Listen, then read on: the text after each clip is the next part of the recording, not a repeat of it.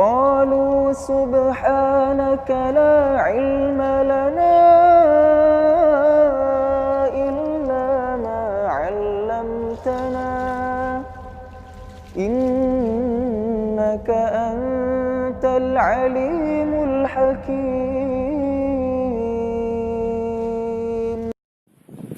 Bismillahirrahmanirrahim. Assalamualaikum warahmatullahi wabarakatuh. Alhamdulillahi wa kafa. Assalatu wassalamu ala habibikal mustafa wa ala alihi wa ashabihi ahli sidqi wal wafa. Asyhadu an la ilaha illallah wahdahu la syarika lah wa asyhadu anna sayyidana wa nabiyyana Muhammadan abduhu wa rasuluh la nabiyya ba'dah. Allahumma salli wa sallim wa barik wa azim ala hadha nabiyil karim sayyidina wa maulana Muhammadin wa ala alihi wa ashabihi salatan wa salaman daimaini mutalazzimain la yamiddin wa sallim tasliman katsira wa ba'd. Para hadirin ta'lim ngopi bareng atau ngobrol materi iman atau perkara iman yang Bapak cintai, Bapak sayangi dan dirahmati Allah Subhanahu wa taala. Alhamdulillah qadarullah, di kesempatan sore yang berbahagia ini kita bisa berjumpa lagi dengan saya Ustaz Yayang Noel. Mudah-mudahan silaturahim kita di kesempatan sore hari ini senantiasa diberikan naungan rahmah dari Allah Subhanahu wa taala, dan ilmu yang akan kita kaji menjadi ilmu yang bermanfaat dan berguna bagi kita, keluarga kita, dan juga bagi sesama kaum muslimin. Amin ya rabbal alamin. Sebelum kita mulai, mari sama-sama kita baca sebuah suratul Fatihah. Kita mohon pada Allah Subhanahu wa taala semoga kiranya pahala Fatihah ini disampaikan untuk kedua orang tua kita yang telah tiada maupun yang masih hidup bersama-sama kita, untuk guru-guru kita, untuk para ulama, dan juga kepada para orang-orang yang telah berjasa dalam penyiaran Islam, wabil khusus kepada pengarang kitab ini, kitab Sulamut Taufik, yaitu Al-Alim Al-Fadil Al-Wara Al-Kamil Syekh Muhammad Nawawi nafa'allahu bihi, dan juga pada kaum muslimin dan muslimat, mudah-mudahan mereka yang telah tiada senantiasa dalam kuburnya mendapatkan curahan rahmat dan ampunan dari Allah Subhanahu wa taala, dan kita semua yang masih hidup senantiasa diberikan kekuatan dalam rangka menjalankan perintah-perintah Allah, dan juga dijauhi dari segala mara bahaya, terutama virus corona yang sedang melanda dunia pada saat ini. Ala hadhihi niyyah wa li kulli niyatin shalihah wa ila khatul nabi Mustafa sayyidina Rasulullah sallallahu alaihi wasallam wa alihi wa ashabihi wa dzurriyyatihi wa ahli baitihi al-kiram wa ila arwahi jamil anbiya wal mursalin wal malaikatil mugharrabin wa syuhada'i wal awliya salihin wal ulama'i amilin wa masyayikhina fid din min masyariqil ardi ila maghribiha barriha wa bahriha wa la jami'il awliya illahi ta'ala tisna bi hawalihim wa usulihim wa qurrihim wa liman ahsana ilaihim wala jamil arwahi awliya ilahi ta'ala fi hadis gandum quluhum sya'unilahumul fatihah. A'udzu billahi minasy syaithanir rajim. Bismillahirrahmanirrahim. Alhamdulillahi rabbil alamin. Ar-rahmanir rahim maliki yaumiddin. Iyyaka na'budu wa iyyaka nasta'in.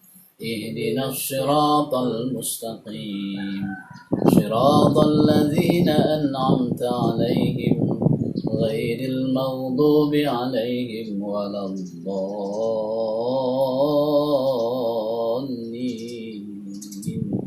آمين. سبحانك لا علم لنا إلا ما علمتنا إنك أنت العليم الحكيم. رب اشرح لي صدري ويسر لي أمري واحلل عقدة من لساني يفقه قولي آمين يا رب العالمين. بسم الله الرحمن الرحيم. اللهم صل على محمد wa ala ali Muhammad.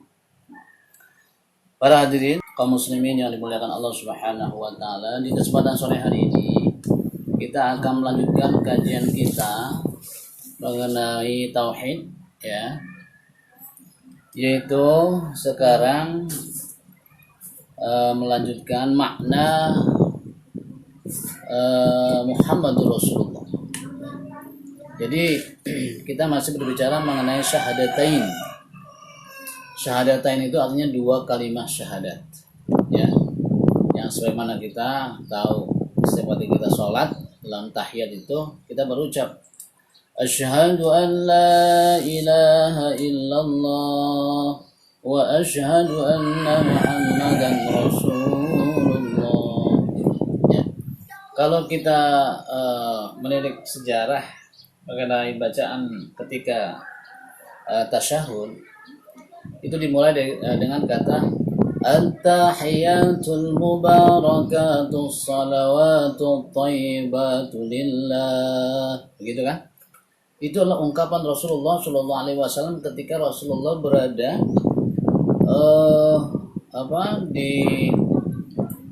di tempat yang sangat tinggi ketika dia Mi'raj. Rasulullah itu pada waktu itu Isra, yaitu dari kota Mekah ke Palestina, kemudian naik ke Mi'raj menuju Allah Subhanahu wa taala, dan ketika bertemu dengan Allah yang itu pun dihalangi oleh hijab atau dinding yang sangat tebal, ada ucapan Rasulullah Shallallahu Alaihi Wasallam sebagai penghormatan kepada Allah. Rasulullah berucap, "At-tahiyatul mubarakatus salawatut thayyibatu lillah." Begitu kan? At-tahiyatul mubarakah, penghormatan yang mengandung berkah. At-tahiyatul mubarakatus salawatu lillah. Dan doa-doa kepada Allah. Jadi penghormatan Nabi Muhammad SAW kepada Allah dilukiskan dengan kalimat at-tahiyatul mubarakatus salawatu lillah. Seperti itu. Nah, kemudian Allah membalas, ya, sapaan Rasulullah SAW dengan ucapan Assalamu alayka ayyuhan nabiyyu wa rahmatullahi wa barakatuh. Assalamu alayka ayyuhan nabi. Semoga keselamatan senantiasa tercurah padamu wahai Nabi, wa rahmatullahi wa barakatuh, dan rahmat Allah dan keberkahan. Kemudian Rasulullah menjawab, Assalamu alayna wa ala ibadillahi shalihin. Dan juga ya Allah, semoga keselamatan tercurah kepada semua hamba-hambamu yang saleh. Nah, ketika terdengar dialog itu, Rasulullah SAW memberikan penghormatan kepada Allah. Kemudian dibalas lagi doa dari Allah pada baginda Nabi, dan juga Nabi mendoakan semua kita didoakan. Itu hebatnya Nabi begitu. Jadi ketika Nabi didoakan oleh Allah, Nabi nggak langsung ingat dirinya, ingat juga kepada umat. Terbukti dengan ucapannya Assalamu alayna wa ala ibadillahi shalihin. Ya Allah, semoga keselamatan tercurah kepada kami dan seluruh hamba-hambamu yang saleh. Ya kan begitu. Melihat dialog itu, maka malaikat menyaksikan. Asyhadu an la ilaha illallah wa asyhadu anna Muhammadan Rasulullah. Itu ucapan malaikat ketika melihat dialog antara Allah dan baginda Rasul Sallallahu Alaihi Wasallam ketika Mi'raj. Nah, dalam tahiyat itu ada ucapan dua kalimat syahadatain. Asyhadu an la ilaha illallah wa asyhadu anna Muhammadan Rasulullah. Aku bersaksi, aku beriktikad, aku yakin, aku ikrar ya Allah, sesungguhnya there is not God but Allah. Tidak ada Tuhan selain Engkau, dan aku berikrar, bersaksi, membenarkan bahwasanya Nabi Muhammad SAW itu sebagai Rasulullah, sebagai utusan Allah. Nah, makna wa asyhadu anna Muhammadan Rasulullah itulah yang akan kita bahas di kesempatan sore hari. Dalam kitab Sulamut Taufik ini dijelaskan bahwa wa makna asyhadu anna Muhammadan Rasulullah itu adalah an ta'lama wa ta'taqida wa tasdiqa wa tu'mina anna sayyidana wa nabiyana Muhammad bin Abdullah ibnu Abdul Muttalib bin Hashim.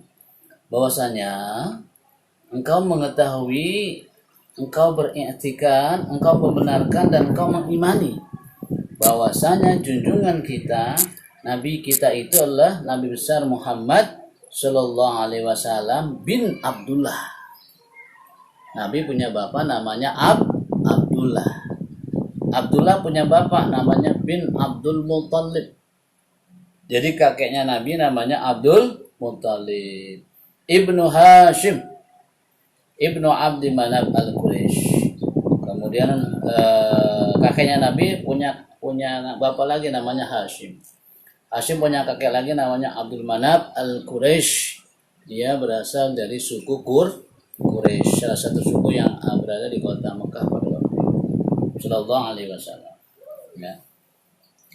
Jadi kita harus tahu silsilah keluarga Rasulullah sallallahu alaihi wasallam dari ayahnya ke siapa kesananya, ya, sampai ke Nabi Ibrahim, sampai ke Nabi Adam. Itu ada silsilahnya panjang.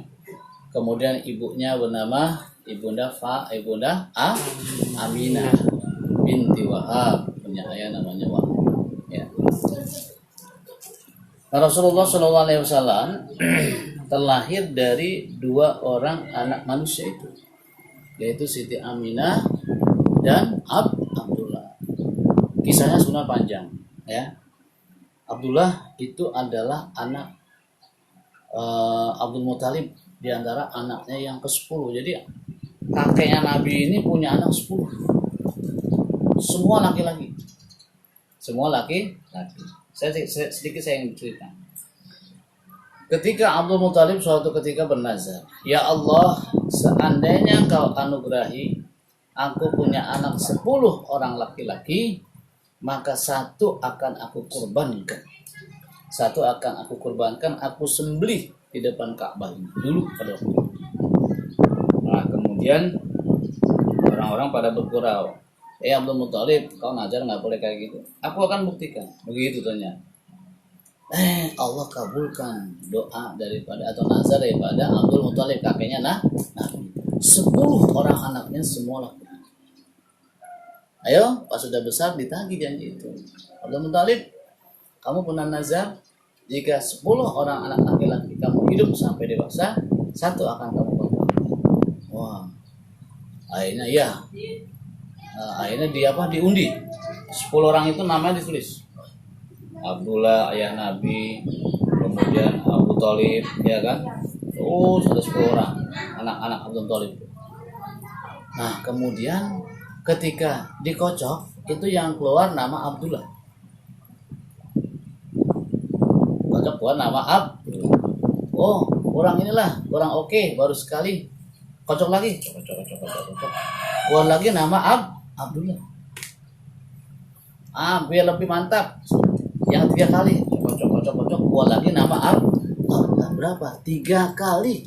Nama Abdullah yang cikal bakal merupakan ayah baginda Rasul sallallahu alaihi wasallam keluar. Maka Abdullah lah yang berhak disembelih. Akhirnya dapat pertentangan dari kaumnya. Abdul Muttalib, laki-laki itu adalah mempunyai karisma yang sangat tinggi di kalangan bangsa kita. Pada waktu itu kan masih ada tradisi bahwasanya kalau lahir bayi laki-laki itu diagung-agungkan, kalau bayi laki-laki anak perempuan dibunuh kan gitu. Ini kamu dikasih yang laki-laki malah kamu mau bunuh, gimana sih? Akhirnya datanglah paranormal gitu, mengasih nasihat. Sekarang gini aja, Abdul Muttalib, jangan kau bunuh anakmu itu, tapi kau undi kembali. Kau undi kembali dengan 10 ekor unta. 10 ekor unta. Jadi diundi lagi, nama Abdullah ada nama unta. Setiap kali nama Abdullah keluar, maka diganti dengan 10 ekor unta. Kocok lagi. Ayo kita lihat, kocok. Keluar nama Abdullah, ganti 10 lagi, 10 ekor unta. Kocok lagi yang kedua, sampai dikocok lagi. Yang kedua kali, nama Abdullah lagi yang keluar. Ganti lagi tuh 10. Jadi berapa tuh? 20, kocok lagi. 3, nama Abdullah lagi. Keluar. Terus dikocok tuh yang keluar terus menerus nama Abdullah. 9 kali nama Abdullah keluar.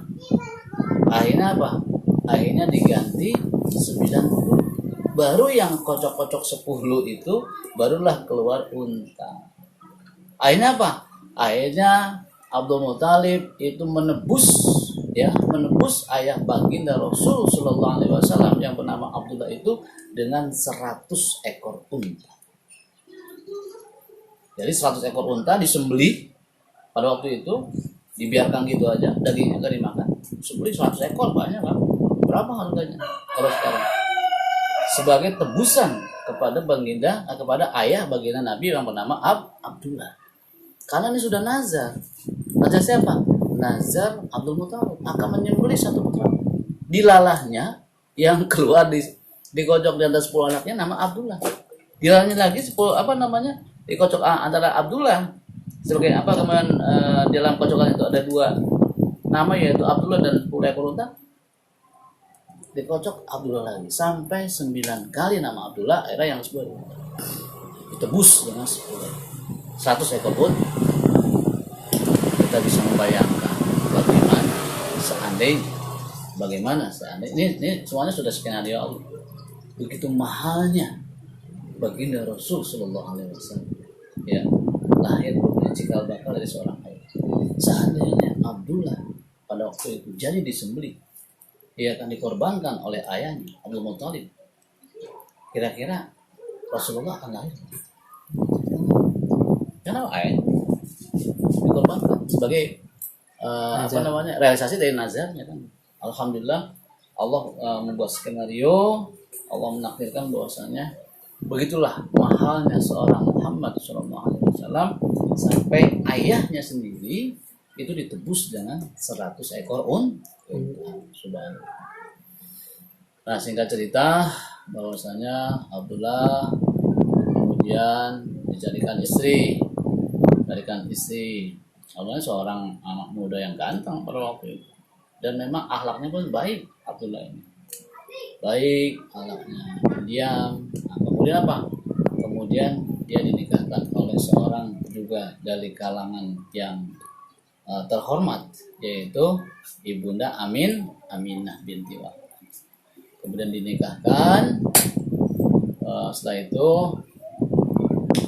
dengan izin Allah Subhanahu wa taala maka lahirlah baginda Nabi Shallallahu Alaihi Wasallam. Kita tahu ketika Rasulullah SAW dalam kandungan ibunda Siti Aminah, kemudian ayahnya berdagang ke negeri Syam. Di tengah perjalanan ayahnya jatuh sakit. Ketika sakit belum sampai dibawa pulang, maka ayah sudah meninggal dunia. Jadi Rasulullah SAW tidak pernah tahu wajah ayahnya seperti apa, karena dia masih 3 bulan dalam kandungan itu. Ketika Rasulullah SAW lahir ke dunia, Allah tanya, ibu, ayah kemana bu? Teman-temanku pada punya ayah, aku kan nggak pernah lihat ayahku bersama. Ya Muhammad, aku baru kasih tahu kamu ya, sekarang kamu sudah agak gede gitu kan. Ya umur 6 tahun 7 tahun kan pasti dia nanya kan sama mama, bu mana bapak bu?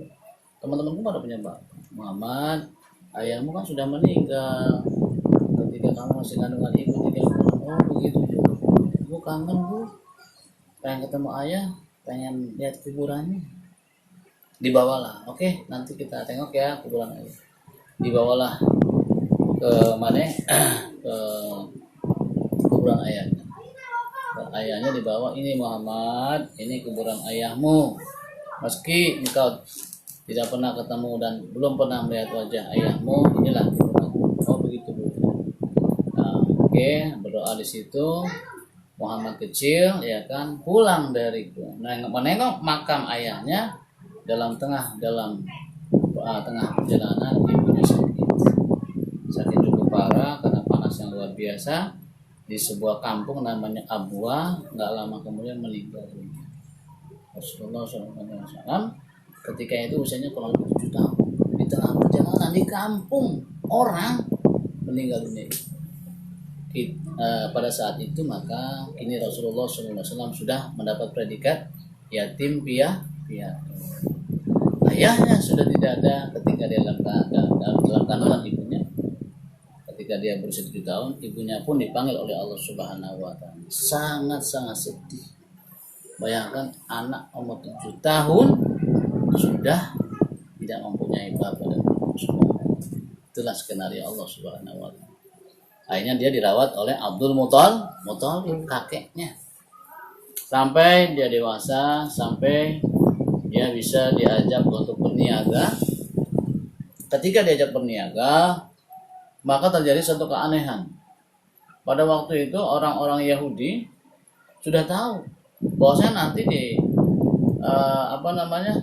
akan terlahir seorang nabi, tapi bukan dari Bani Israel, tapi dari Bani Ismail, gitu ceritanya. Jadi karena begini, karena Nabi Ibrahim itu punya istri 2. Pertama istrinya bernama Siti Sarah, istrinya si Nabi Ibrahim. Si Sarah ini tidak mempunyai sudah tua dan dia tidak mempunyai keturunan.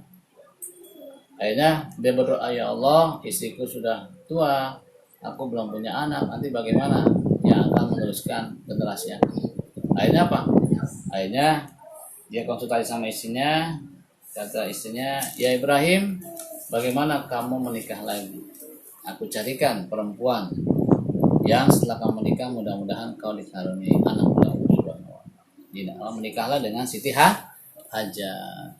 Menikah dengan Siti Hajar, nggak lama kemudian mengandunglah Siti Hajar. Dengan izin Allah, ketika Siti Hajar mengandung, maka mengandung pula Siti Sarah yang sudah sekian lama bertahun-tahun tidak mengandung. Nah, kemudian nanti dari Siti Hajar akan melahirkan Nabi Allah Ismail, dari Siti Sarah akan melahirkan Nabi Allah Ishak. Siapa? Nabi Allah Ishak. Cikal bakalnya nanti dari Nabi Allah Ishak, Yakub, Yusuf, Ayub, Syuaib, terus melahirkan nabi-nabi yang disebut dengan Bani Israel, akan melahirkan nabi-nabi sampai dengan Nabi Isa alaihissalam. Stop di situ. Nabi-nabi stop di situ sampai dengan Nabi Isa alaihi salam. Nah, antara Nabi Isa ini ada masa patrah, masa kekosongan Nabi. Ya, kisarannya ratusan tahun. Barulah Allah utus Nabi yang terakhir dari garis keturunan Ismail. Ismail ini dari Ibrahim yang isi Siti Hajar punya anak nama Ismail. Ini dari garis Ismail nggak ada nabi-nabi, kosong. Nggak ada nabi-nabi, kosong. Terakhir cikal bakalnya akan lahir baginda Rasul Shallallahu Alaihi Wasallam dari garis keturunan Ismail. Begitu. Nah, orang-orang Yahudi paham tentang itu, tahu nanti di akhir zaman akan lahir seorang nabi, tapi bukan dari golonganku Bani Israel. Dia lahir dari golongan Bani Ismail. Maka ketika melihat keanehan yang terjadi di cucu Abdul Muthalib ketika berdagang ke negeri Syam, dia melihat, loh, itu kok ada kafilah yang sedang berjalan, tiba-tiba ada seolah-olah awan menaungi kafilah itu berjalan. Sehingga ya kayak kita berjalan gitu kan, kalau di tengah padang pasir dia berjalan, di atas ada awan itu jalan menaungi. Pasti itu ada apa-apanya. Dalam rombongan atau dalam kafilah itu pasti ada orang yang mulia. Ditanya, kafilah, stop dulu katanya. Mohon maaf, aku mau tanya. Ya, ada apa? Siapa ketua rombongan ini? Kata Abdul Muthalib, aku ketua rombongan kafilah. Ada apa? Wahai Abdul Muthalib, aku melihat dari kejauhan dan aku memperhatikan dalam rombonganmu ini ada suatu keanehan. Kalian apa? Keanehan ketika kamu berjalan dalam rombongan ini, awan selalu menaungi. Aku mau tanya, pasti di antara kalian ini ada orang-orang yang mulia. Katakan kepadaku yang mulia. Tidak ada, kami semua orang-orang biasa. Tidak ada keanehan. Tapi memang ada anak muda yang baru tumbuh dewasa, remaja menjadi dewasa. Siapa? Cucuku namanya Muhammad. Benar, mana orangnya? Dipanggil Nabi Muhammad. Dilihat. Ternyata pas dibuka bajunya sedikit, di belakangnya ada stempel kenabian. Ada stempel kenabian. Kayak kita stempel jeplok, ya kan? Di sini ada stempel kenabian. Ada tandanya di sini. Karena apa? Dalam kitab mereka disebutkan nanti ada nabi akhir zaman punya ciri kayak gini, di baju dibuka langsung. Abdul Muthalib, jangan kau lanjutkan perjalanan. Kenapa? Berbahaya. Anak ini banyak yang ngincer. Kenapa?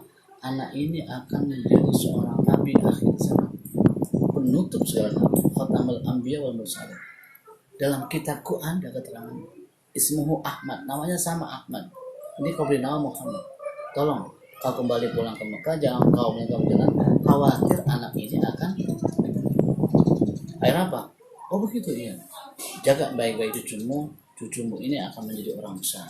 Dia akan menjadi nabi penutup, akan menjadi penutup segala nabi dan penutup segala nabi akhir. Benar. Sesuai apa yang tertera dalam kitab suci. Wah gitu.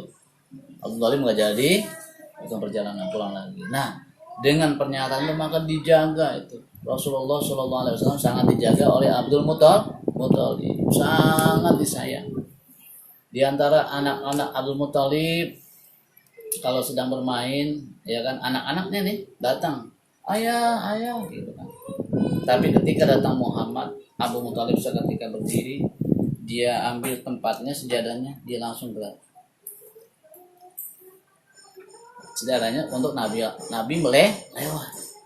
Dia pangku, dia sangat sayang, dia dekat, sayangnya luar biasa. Melebihi sayangnya kepada anak-anak. Kenapa? Karena dia tahu dia ini bakal menjadi seorang nabi. Dia jago. Bahkan siapa yang berani melukai atau menyakiti Abu Thalib yang akan maju. Itulah dari baginda Rasulullah SAW. Dia terlahir dari seorang bapak bernama Abdullah. Kemudian Abdullah punya punya bapak bernama Abdul Muthalib. Abdul Muthalib punya punya ayah bernama Hashim. Hashim punya ayah bernama Abdul Manab Al-Quraisy dari suku bangsa Quraisy. Ya. Sampai situ. Nah, kemudian Rasulullah SAW itu adalah Abdullah wa Rasuluh, sebagai hamba Allah dan Rasulnya. Jadi sama dengan nabi-nabi yang pernah Allah utus ke dunia ini. Dia seorang hamba Allah yang terlahir dari seorang anak manusia bernama Abdullah dan ibunda Aminah. Kemudian dan juga utusan kepada siapa? Ila jami'il khalqi. Ila jami'il khalqi di sini dalam syarahnya itu Abdullah wa rasuli ila jamil khalqi minal insi wal jin wa ya'jud wa ma'jud wal malaika wa jamil anbiya wal umam as-sabiqah miladul adam ila yaumil qiyamah hatta ila nafsi ya kullu nabiyyin mab'utsun ila nafsi. Masyaallah. Itu Rasulullah sallallahu alaihi wasallam ini ternyata bukan hanya diutus untuk kaum Quraisy, bukan hanya diutus untuk umat Islam, tetapi apa? Untuk minal insi wal jin, untuk kalangan manusia dan jin.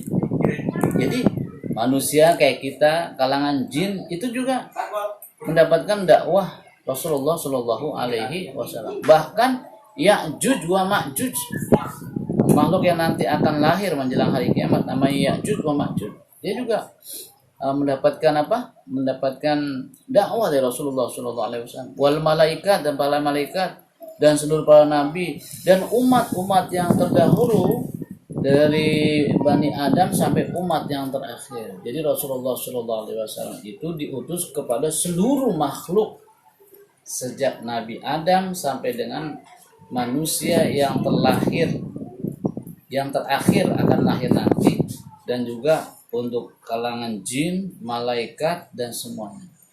Lalu itu maka pernyataan Allah, wa ma arsalnaka illa rahmatan lil alamin. Dan tidaklah aku semata-mata mengutusmu ya Muhammad kecuali rahmah lil alamin. Sebagai rahmat lil alamin kepada seluruh alam. Alam itu banyak, alam malaikat, alam manusia, alam jin dan juga alam jin. Ya. Kenapa demikian? Karena pada hakikatnya adalah ini yang bersambung dengan firman Allah Subhanahu wa taala dalam hadis qudsi. Allah Subhanahu wa taala dalam hadis qudsi pernah berfirman, laulaka ma khalaqtul aflaq. Ya, apa hadisnya? Laulaka ma khalaqtul aflaq.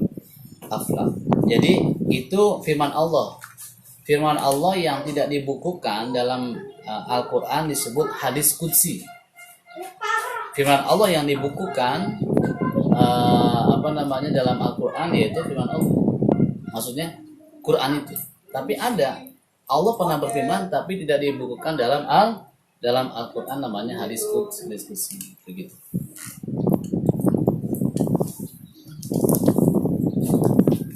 Panggil. Rizka panggil. Jadi seperti itu. Di kamar. Seperti itu. Jadi seperti itu.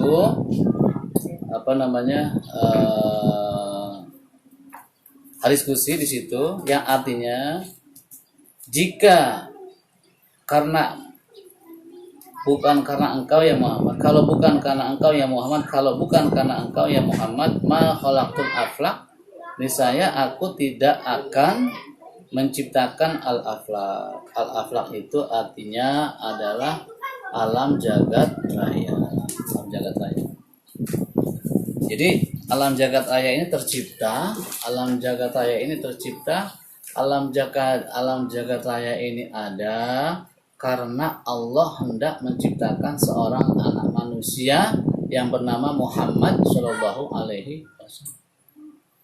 Makanya apa? Makanya ketika Nabi Adam itu ruhnya baru sampai perut sini.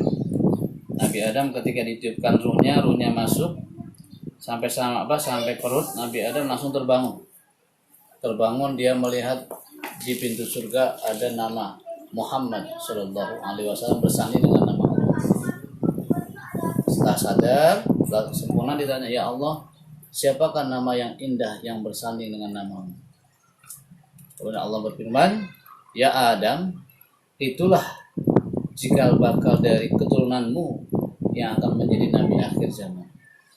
Sebab dialah aku ciptakan kau, sebab dialah aku ciptakan alam jagat raya. Ternyata Allah ciptakan Adam, Allah ciptakan seluruh manusia, Allah ciptakan seluruh alam jagat raya, Allah ciptakan seluruh keberadaan dunia ini karena Allah hendak menciptakan seorang anak manusia yang bernama Muhammad Sallallahu Alaihi Wasallam. Makanya berterima kasihlah kita, sebab dia diciptakan maka kita dan apa berterima kasihnya? Banyak baca sholat. Allahumma sholli ala Muhammad wa ala ali Muhammad. Terutama besok nih hari Jumat. Barang siapa yang membaca selawat di hari Jumat, perbanyak baca selawat, maka selawatnya sampai kepada Nabi dan Nabi pun membalas atau menjawab salam kita. Allahumma sholli ala Muhammad. Dia akan balas. Waalaikumsalam, waalaikumsalam, waalaikumsalam, waalaikumsalam, waalaikumsalam. Sampai kepada Subhanallah. Dan nanti kita berjumpa pada Rasulullah Shallallahu Alaihi Wasallam. Suatu ketika Rasulullah Shallallahu Alaihi Wasallam itu yang pernah saya ceritakan duduk bersama dengan sahabatnya. Dia berkata, wahai sahabat-sahabatku, aku sangat rindu kepada saudara-saudara. Para sahabat bengong. Rasulullah, siapa saudara-saudara? Kau kan sendiri ya, gak punya saudara, gitu kan? Bukankah kami ini saudara-saudaramu? Oh bukan, kau adalah sahabat-sahabatku. Aku rindu pada saudara. Siapa dia? Dialah nanti orang-orang yang akan hidup di akhir zaman. Dialah di antara umatku yang akan hidup setelah sepeninggalan kita nanti jauh jaraknya. Dia tidak pernah ketemu kita, dia tidak pernah melihat wajahku, dia tidak pernah bermimpi ketemu denganku. Dia hanya mendengar sayup-sayup namaku. Dia hanya mendengar keberadaanku sebagai seorang nabi. Mungkin dari informasi, mungkin dari orang tuanya, mungkin juga dari guru-gurunya. Tapi dia meyakini tentang kerasulanku. Siapa? Dialah umatku nanti. Siapa ya? Kita ini adalah orang yang dianggap saudara oleh Rasulullah SAW. Kita pernah ketemu Nabi nggak? Nggak pernah. 14 abad yang lalu Rasulullah sudah meninggal. Kita nggak pernah ketemu sahabat. Kita nggak pernah ketemu dengan tabi'in. Kita hanya mendengar kisahnya. Kita hanya membaca di Quran. Kita hanya mendengar informasi dari orang tua kita, dari guru-guru kita, bahwasanya ada seorang nabi yang lahir bernama Muhammad bin Abdullah bin Abdul Muttalib, ya kan? Bin Hashim bin Abdul Manaf. Dia lahir di kota Mekah. Dia lahir dalam keadaan niat. Nah, kita mempercayainya bahwasanya dia adalah seorang nabi. Kita mengimaninya dia seorang nabi. Kita adalah saudara Rasulullah Shallallahu Alaihi Wasallam. Makanya syahadat ini asyhadu anna Muhammadan Rasulullah itu harus kita jaga ya. Kemudian ulida di Makkah. Rasulullah dilahirkan di Makkah. Di Bakkah. Kalau dulu namanya Bakkah. Bakkah itu lembah. Kota Makkah itu lembah. Jadi ketika saya umroh itu pada itu ketika kita mau menuju Mekah, itu dari jalanan nih, jalanan yang raya nih. Turun dia tuh. Bawah turun.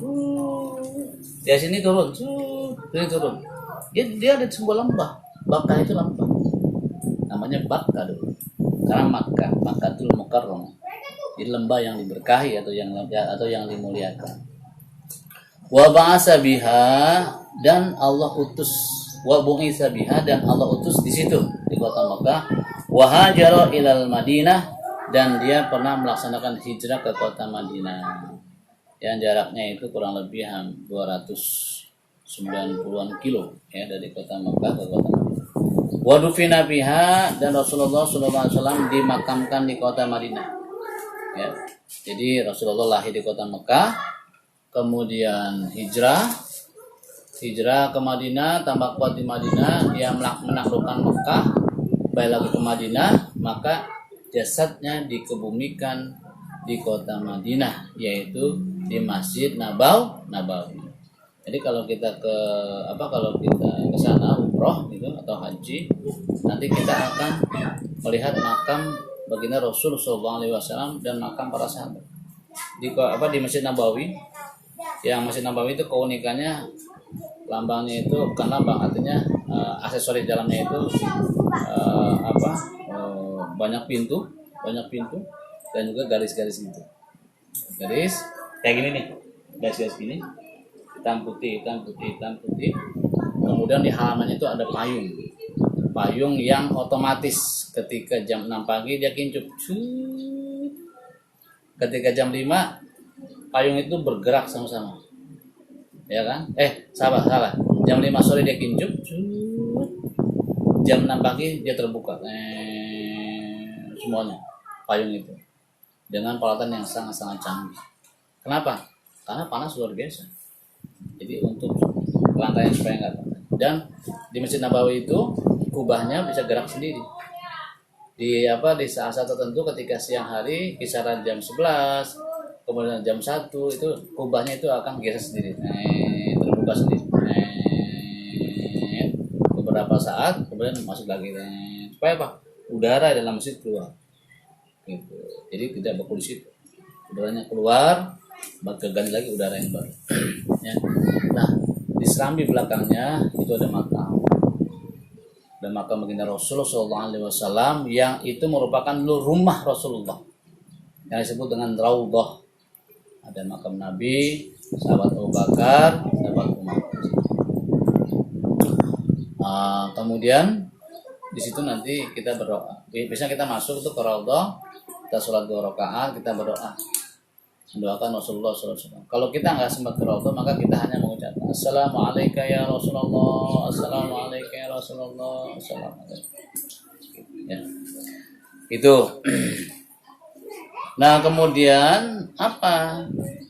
Kepribadian Rasulullah SAW yang menempel dan melekat dalam pribadi Rasul apa sifatnya? Pertama, as-shadiq wa annahu sallallahu alaihi wasallam shadiqun fi jami'i ma akhbara bih. Jadi Rasulullah SAW itu tidak pernah bohong selama hidupnya. Jadi seluruh apa yang dia sampaikan itu benar. Ya. Kemudian di antaranya famin zalika, apa-apa yang beliau sampaikan adalah tentang azabul qabri, tentang azab kubur.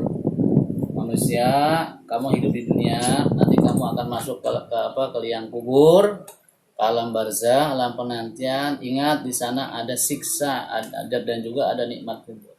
Ada nikmat dan siksa kubur sebagai balasan sebelum kamu dimasukkan ke neraka atau ke surga. Jadi kamu cicipi dulu nikmat dan juga azab Allah. Kalau di dunianya baik, maka dia akan mendapatkan nikmat kubur. Tetapi kalau di dunianya nggak baik, maka dia akan mendapatkan azab kubur.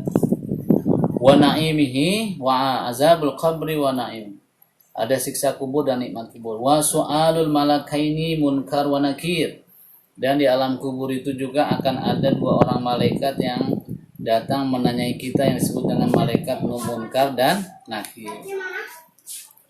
Ketika seorang mayat itu dikebumikan, dia meninggal, kemudian yang mengantarkan jenazahnya sudah pada pulang, dan dia mendengar tuh suara sendal terakhir orang yang pulang itu, si mayat mendengar. Nah, pada saat itu maka ruhnya dikembalikan kepada jasadnya oleh Allah Subhanahu wa taala. Datanglah dua orang malaikat munkar dan nakir. Malaikat nakir yang memberikan pertanyaan, membawa buku catatan. Malaikat munkar yang membawa palu gada yang besar. Ada pertanyaan, man rabbuka, ya kan? Wa man nabiyuka, wa ma imamuka, wa ma kitabuka, wa man ikhwanuka, ya kan? Man rabbuka, siapa Tuhan? Wa man nabiyuka, siapa nabi? Wa ma imamuka, apa kiblat? Wa ma kitabuka, apa kitabmu? Wa man ikhwanuka, siapa saudara? Kita pada saat itu nggak bisa jawab, ketakutan. Siapa yang jawab? Yang jawab adalah amal perbuatan. Ketika kita bisa jawab pertanyaan itu, maka kata malaikat naumatul arsh, maka kamu sudah bisa jawab pertanyaan dengan bagus. Sekarang tidurlah seperti tidur seorang pengantin. Kata siapa? Kata malaikat. Artinya bersenang-senanglah dengan nikmat kubur. Tapi kalau tidak bisa menjawab pertanyaan malaikat munkar wa nakir, kita dipukul dengan palu yang sangat besar. Maka ketika itu terdengarlah jeritan orang yang disiksa. Seluruh makhluk-makhluk itu mendengar kecuali manusia dan jin yang tidak mendengar teriakan orang yang sedang disiksa di alam kubur. Nah, mendem, hancur tubuhnya, dipukul, hancur, dikembalikan lagi oleh Allah. Waman, saya nggak tahu, ya Allah. Sampai segitu nih, nauzubillah. Kemudian wal ba'ats, hari berbangkit, ketika manusia nanti dimatikan oleh Allah Subhanahu seluruhnya, alam dunia ini hancur lebur seluruhnya, semuanya meninggal, termasuk para malaikat, jin, semuanya hancur, semuanya meninggal. Kemudian nanti trompet yang kedua, ketika malaikat Israfil meniupkan trompetnya, maka berbangkitlah manusia sebagaimana jamur yang tumbuh di musim hujan. Makanya ruhnya itu ada di trompet malaikat Israfil. Ruh seluruh kita kan. Nah, cikal bakalnya apa? Dari tubuh kita. Dalam tubuh kita itu ada satu benda kayak chip, meskipun kecil yang tidak akan hancur. Yaitu apa? Tulang ekor. Gak bakal hancur. Bapak, cikal bakal akan connect dengan ruh yang ditiupkan dari trompet malaikat Israfil. Trompet pertama, alam dunia hancur. Semuanya mati, jin mati, semuanya mati, malaikat mati. Buat yang kedua, Israfil, ya Allah, mana trompetmu? Ada ya, tiupkan. Tetet, ya kan? Happy fire. Nah, bunyi itu malah trompet yang kedua. Akhirnya apa? Ruh ini akan mencari pasangannya. Oh, connect, hidup, ya. Tubuh gitu kan kayak zombie itu, ya kan? Seluruh manusia dari mulai Nabi Adam sampai dengan manusia yang terakhir itu dikumpulkan, akan digiring ke padang mahsyar, ya kan? Wal hasyr, dan padang mahsyar, wal kiamat wal hisab penghisaban, wasawab ganjaran amal kebaikan, wal azab ganjaran amal keburukan, wal mizan timbangan. Nanti kita akan ditimbang tuh. Kata Nabi sallallahu alaihi wasallam, kalimatani khafifatani 'alal lisan, saqilatani fil mizan. Ada dua kalimat yang sangat mudah diucapkan dengan lisan, tapi sangat berat jika ditimbang. Apa itu? Subhanallah wa bihamdi, subhanallahil azim. Dua kalimat itu, subhanallah wa bihamdi, subhanallahil azim, yang kita ini siapapun bisa mengucapkan, ringan mulut kita mengucapkan, tapi saqilatani fil mizan, sangat memberatkan dalam timbangan amal perbuatan. Banyak-banyaklah baca subhanallah bihamdihi. Makanya kita itu sebelum sholat subuh, ya, habis melakukan qobliyah subuh, itu jangan buru-buru qomat. Ya kan? Habis qobliyah subuh itu kan kata Nabi, barang siapa yang melaksanakan sholat sunnah qobliyah subuh, maka pahalanya lebih baik daripada dunia dan isinya. Jangan langsung qomat, jangan buru-buru qomat. Apa? Isilah dengan tasbih tadi 100 kali minimal. Subhanallah bihamdihi, subhanallahil azim, astagfirullah, subhanallah bihamdihi, subhanallahil azim, astagfirullah. Kenapa? Karena pahalanya yang sangat luar biasa. Kemudian wan-nar, adanya neraka, wasirat, adanya kita berjembat di jembatan sirat. Nanti kita menjembat di jembatan sirat itu dalam keadaan yang sangat-sangat gelap dan mencekam. Ya, di bawah kita adalah neraka yang sedang menggelegar-gelegar, bunyinya sangat menakutkan, membuat hati kita itu kecut dan juga takut. Terdengar suara-suara orang yang nyebur. Nah, dalam kondisi gelap seperti itu tidak ada penerangan. Nah, kita menyeberang di jembatan sirat. Makanya dengan adanya wudhu itu jadi terang jembatan itu. Jadi anggota tubuh kita yang akan menerangi. Ya. Wal haud, nanti ada telaga yang akan kita dikasih minum oleh Rasulullah SAW, namanya telaga haud. Wasyafa'ah, dan juga pertolongan syafaat dari Rasulullah SAW. Wal jannah, dan surga. Wal khulud, dan keabadian nanti di surga. Keabadian nanti di surga dan keabadian di neraka bagi yang masuk neraka. Jadi orang-orang yang masih ada dalam hatinya itu sedikit iman, dia akan diangkat oleh Allah Subhanahu wa taala ke surga. Sebelumnya dimandikan dulu. Wa ru'yatu lillahi ta'ala fil jannah, dan melihat zat Allah ketika kita berada di surga. Jadi yang sudah saya sampaikan minggu lalu, nanti di surga, penduduk surga itu akan diperlihatkan zat Allah, ya. Wa tu'minu bi malaikatillah wa rusuli, dan kita beriman kepada malaikat Allah dan utusan-utusannya, wa kutubihi, dan kitab-kitab yang pernah Allah turunkan kepada para nabinya, wa bil qadri khairihi wa syarri, dan takdir yang telah Allah gariskan baik yang baik maupun yang buruk. Wa innahu sallallahu alaihi wasallam khataman nabiyyin, dia adalah penutup daripada nabi-nabi, wa sayyidi ulida adam ajmain, dan pemimpin dari Bani Adam semuanya. Jadi pemimpin manusia itu adalah baginda Rasul sallallahu alaihi wasallam. Ya. Paham ya? Oke, saya rasa itu dulu apa yang bisa saya sampaikan tentang makna syahadat ke Rasulullah SAW, yaitu asyhadu anna Muhammadan Rasulullah, yaitu maksudnya kita mengetahui, kita meyakini, kita berikrar, kita mengimani bahwa Rasulullah SAW adalah seorang nabi dan rasul yang pernah Allah utus ke permukaan bumi ini. Dia terlahir dari seorang bapak bernama Abdullah bin Abdul Muttalib bin siapa tadi? Bin Hashim bin Manaf Al-Quraisy. Kemudian ada juga dari seorang ibu bernama Aminah binti Wahab. Dia lahir di kota Mekah, dihijrah ke kota Madinah dan meninggal di kota Madinah. Dan terakhir dia membawa kabar berita yang kabar berita ini benar dari Allah Subhanahu wa taala melalui Ruhul Amin, yaitu malaikat Jibril yang menyampaikan berita itu tentang apa? Tentang terjadinya kiamat, tentang adanya azab kubur, tentang surga, neraka dan lain sebagainya.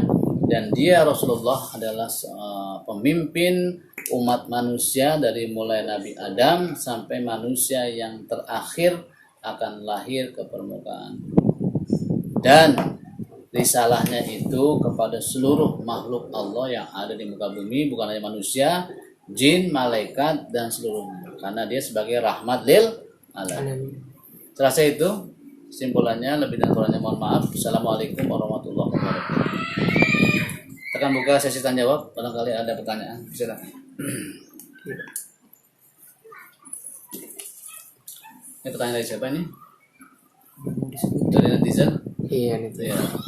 Baik, ini ada pertanyaan dari netizen. Assalamualaikum warahmatullahi wabarakatuh, Pak Ustadz yang Moel, yang Allah muliakan, amin. Saya ingin bertanya Pak, pada saat orang Yahudi lihat tanda stempel di punggung Nabi, Rasulullah sendiri tahu nggak kalau dirinya akan menjadi Rasul? Baik, buat penanya yang budiman dan dirahmati Allah, Rasulullah Shallallahu Alaihi Wasallam pada waktu itu masih kecil. Dia secara pribadi merasakan keanehan-keanehan yang terjadi pada dirinya. Bahkan sebelum tanda yang ada di punggungnya itu, beliau pernah ketika dirawat oleh Halimatus Sya'diyah, ibu susunya, itu apa? Itu dia dibawa oleh 2 orang malaikat. Jadi pada waktu itu kan ke tradisi orang Arab pada waktu itu, ketika bayi itu lahir, maka bayi itu dibawa ke pedalaman. Supaya apa? Supaya tidak tercemar dengan keberadaan kota Makkah. Dibawa ke pedalaman. Supaya apa? Bagus tutur katanya, halus perangainya, ya kan? Baik akhlaknya. Dibawa oleh Halimatus Sya'diyah pada waktu itu namanya, ibu susunya. Disusui oleh ibu Halimatus Sya'diyah. Nah, berkembang kira-kira masa kecil umur 3-4 tahun, ajak main sama anaknya Halimatus Sya'diyah. Ayo mama kita main kalama. Tiba-tiba anaknya Halimatus Sya'diyah melihat ada 2 orang berpakaian putih mengambil Rasulullah Shallallahu Alaihi Wasallam, mengambil Muhammad kecil, diambil, dibawa ke belakang rumah, diumpetin, ya kan, dibelah dadanya. Dia lihat, dibelah dadanya, langsung tuh lari. Siapa? Anaknya Halimatus Sya'diyah lari. Ini dia buru-buru, mama, ada apa nak? Itu Muhammad. Kenapa Muhammad diculik? Sama siapa? Tadi aku melihat ada 2 orang berpakaian putih besar mah. Bahwa Muhammad culik Muhammad, dan aku lihat dadanya dibelah. Mana? Benar. Jadi, Muhammad ada lagi duduk aja. Muhammad, ngapain? Saya nggak mau. Kamu tadi ada yang bawa? Iya. Sekarang mana? Nggak tahu, aku juga nggak tahu. Karena dada kamu dibelah, dibuka bajunya. Kok nggak apa-apa dada kamu? Nggak tahu. Tadi sih orang itu belah, terus tahu-tahu jadi gini lagi. Kaget, paling manusia kaget. Ada apa? Takut terjadi apa-apa. Gak lama kemudian Muhammad dipulangin lagi, disampaikan kepada kakeknya ceritanya ibu, pada ibunya, ibu Muhammad tuh begini. Oh iya begitu. Udah kata ibu, terima kasih atas penjagaannya. Nah, di masa kecilnya saja sudah terjadi kan. Muhammad tahu, tapi dia belum tahu tanda apa itu kan begitu. Kayak kita ada, misalnya kita punya tanda di sini, teh lalat di sini gede. Tanda kan kita nggak tahu, masih kecil. Saya nggak tahu tanda itu adalah ciri khas, ya. Kayak gitu, ya. Jadi mana Rasulullah belum tahu dia akan menjadi Rasul, gitu. Karena yang tahu adalah orang-orang yang sudah orang Yahudi yang mendapat keterangan dari kita. Rasulullah belum tahu. Yang kedua, orang yang berdosa lalu bertaubat. Pertanyaan kedua nih dari netizen, dalam hati Allah, Pak Ustadz, pertanyaan, orang yang berdosa lalu bertaubat, apakah akan mendapatkan hisab kubur? Bagaimana caranya kita bebas dari azab keburukan, dari azab kubur? Baik, Allah Subhanahu wa Ta'ala itu Ghafurur Rahim. Ya, Tawwab, At-Tawwab. Rasulullah itu punya nama namanya At-Tawwab, yang maha menerima taubat.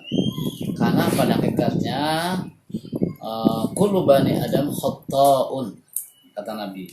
Seluruh bani Adam, keturunan Adam ini khata', pasti pernah melakukan kesalahan. Karena bapak moyang kita pernah salah. Kata Allah, Adam, Hawa, kamu tinggal di surga. Makan apa aja yang di surga ya, sekenyang-kenyangnya. Makan, ada duren, ada rambutan, ada bakso, seblak, nasi goreng, nasi kucing, makan. Ya kan? Kalau kita begitu.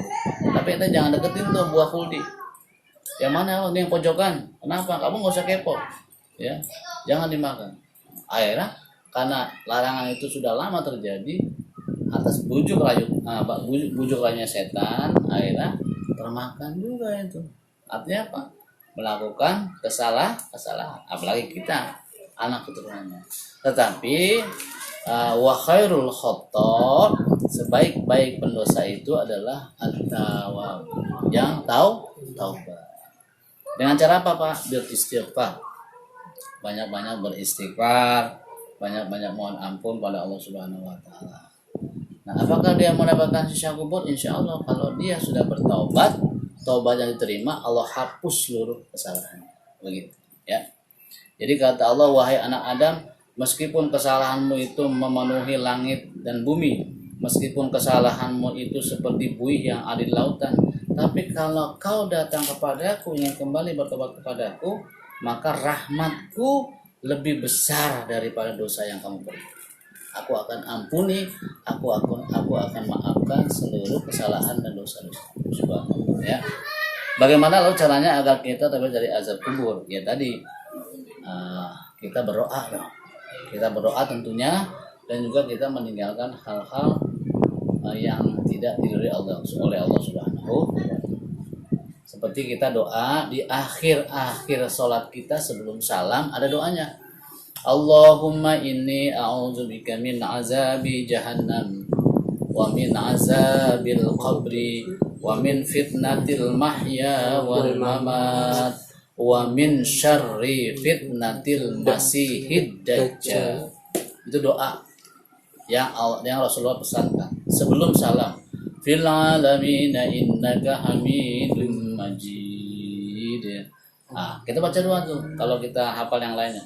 Allahumma ighfirli ma qadamtu wa ma akhartu wa ma asrartu wa ma a'lantu wa ma a'lantu antal muqaddim wa antal muakhir ya muqallibal qulub sabbir qalbi ala dinik wa ta'atik. Allahumma inni a'udzubika min azabil qabri wa min azabin nar wa min fitnatil mahya, atau Allahumma inni a'udzubika min azabi jahannam wa min azabil qabri wa min fitnatil mahya wal mamat wa min syarri fitnatil masihid dajjal. Ada 4 permintaan kita sebelum membaca salam. Pertama, ya Allah jauhi aku dari azab neraka. Kedua, jauhi aku dari siksa kubur, dari fitnah kehidupan dan kematian, dan dari fitnah dajjal. Ya. Jadi caranya kita mohon perlindungan pada Allah dari siksa kubur, dan juga kita menjauhi hal-hal yang akan berakibat, atau satu kesalahan yang akan berakibat terjadinya siksaan di alam kubur. Nauzubillah. Pertanyaan yang ketiga, netizen juga, sebenarnya zikir yang baik, yang paling baik itu atau paling besar pahalanya di sisi Allah adalah la ilaha illallah, subhanallah wa bihamdi, atau selawat Nabi. Mohon Pak Ustaz infonya. Baik. Afdalu zikri fa'lam annahu la ilaha illallah. Seutama-utama zikir. Zikir itu apa sih? Zikir itu ingat. Zakaro yazkur, ingat. Ingat kepada siapa? Ingat kepada Allah. Nah, pertama kali yang kita harus ucapkan ketika kita ingat kepada Allah adalah pernyataan kita bahwasanya Allah tidak ada Tuhan yang menandingi, tidak ada Tuhan lain kecuali Dia. Yaitu lafaz la ilaha illallah. Itu seutama-utama zikir. Nah, kemudian zikir-zikir yang lain itu adalah subhanallah wa bihamdihi subhanallah, zikir-zikir tambahan. Yang zikir-zikir tambahan itu pun tidak kalah hebatnya, tidak kalah besar pahalanya. Memang tadi yang saya sampaikan, pada siapa yang membaca subhanallah wa bihamdihi subhanallahil azim 100 kali qabliyah subuh, itu luar biasa pahala. Ya. Nah, seperti itu. Udah. Baik, demikian ya. Mudah-mudahan bermanfaat. Terima kasih. Sekian, mohon maaf. Assalamualaikum warahmatullahi wabarakatuh. Jazakallah khairan.